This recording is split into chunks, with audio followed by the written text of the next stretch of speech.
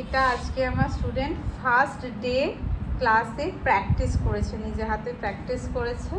ওদের আগে ডেমো দেখিয়েছিলাম আগের দিনকে, আজকে ও এটা প্র্যাকটিস করেছে। ওর ক্লাস এক্সপিরিয়েন্সটা আমি একটু শুনে নেব।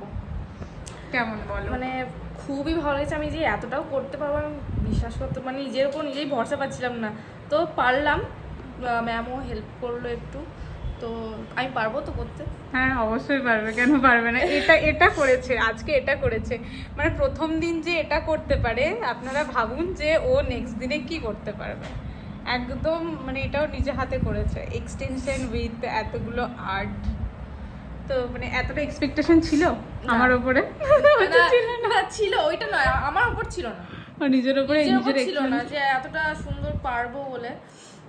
তো ম্যামের কাছে ভর্তি হয়ে মানে আমি সত্যি বলবো মানে ধন্য হয়ে গেছি।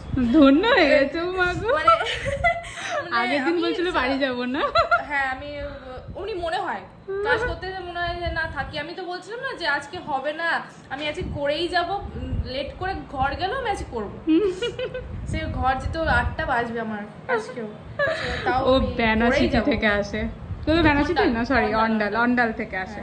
অন্ডাল থেকে এসেছে, ওর মানে ক্লাস করা কি সার্থক হয়েছে কি মনে করছো? হ্যাঁ চলো। আমি